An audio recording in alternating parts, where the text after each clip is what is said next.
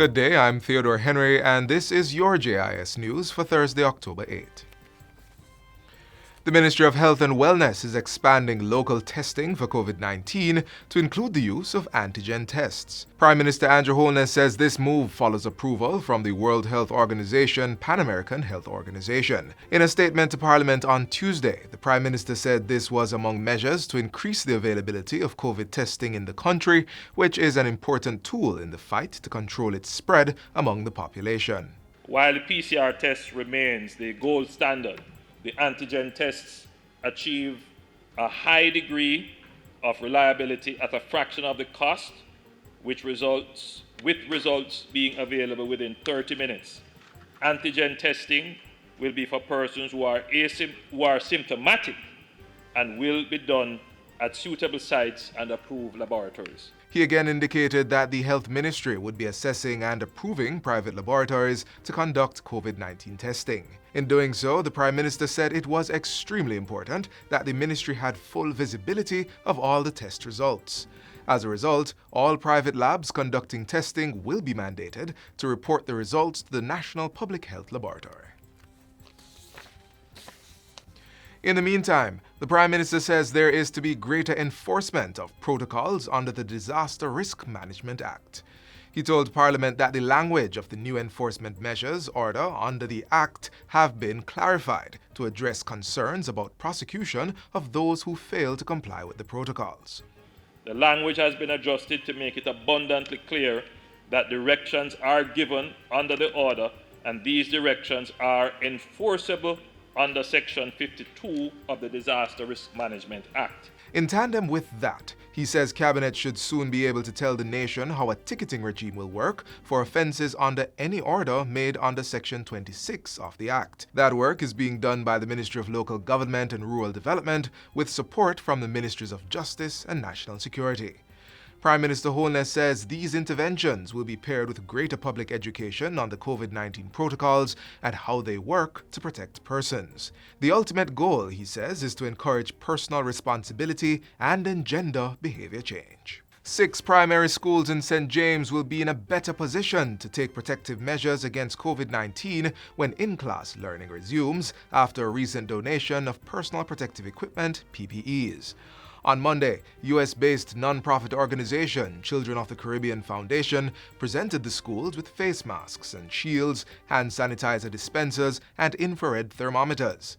Principal of Farm Primary and Infant School, Richard Miller, says this will help the institution's efforts to keep children and the rest of Jamaica safe from the disease. We are indeed happy that we have partnered with the Children of the Caribbean Foundation.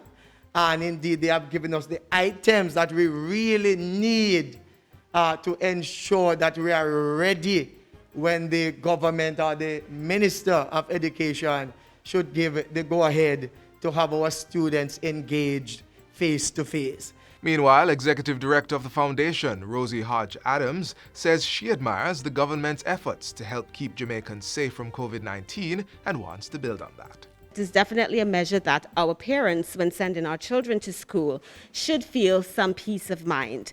Well, they'll get their temperatures checked. They didn't have a fever when they went to school.